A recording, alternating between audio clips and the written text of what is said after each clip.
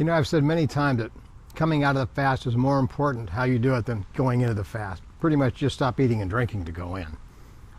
Coming out of it, you need to replenish your electrolytes. In particular, we're going to talk about sodium today.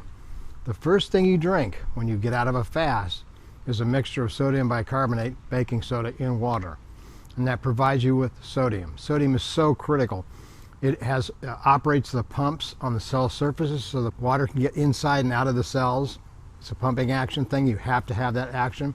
If not, the water sits outside the cells, fills up in the interstitial spaces, and you get edema, like this, where the foot swells up, where the legs swell up, and as soon as you take some salt, that'll all go down. Salt is so important. The Roman soldiers were paid in salarium, which is a special currency to buy salt, because salt kept them as efficient warriors, because it's necessary for bodily functions, necessary for brain activity, necessary for nerve conduction. And the important thing that people need to remember is you need to increase your salt intake. 1 or 2 tablespoons a day is what you should be taking. Why? Because when salt is dissolved in the body, you get the sodium, which you need for your cells and your nerves. The chlorine, NaCL, chlorine goes into the bloodstream, into the plasma, and helps get into the stomach to make hydrochloric acid. And you need hydrochloric acid. If you can't dissolve your food, you end up with food that gets undigested. The bacteria comes up through your colon, up into your small intestines, and you get SIBO. It's a complete mess. People go on these drugs that reduce stomach acid. You need your stomach acid to dissolve your food.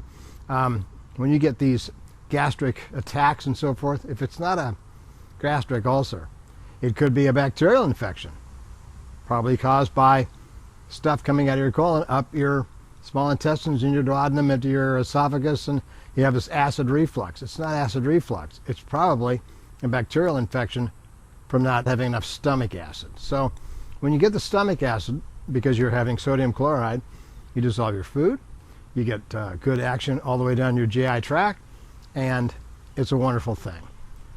But it gets back to the point. After a dry fast, you've done a lot of use of any electrolytes in the body, and you need to replenish them.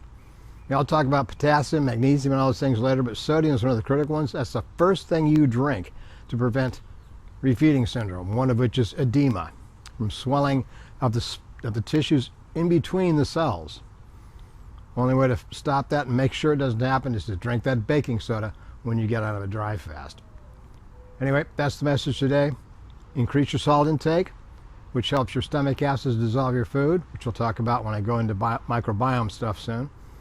And you get the sodium in the system so that your nerves, your cells, and everything works properly. Have a great day. I'll talk to you tomorrow.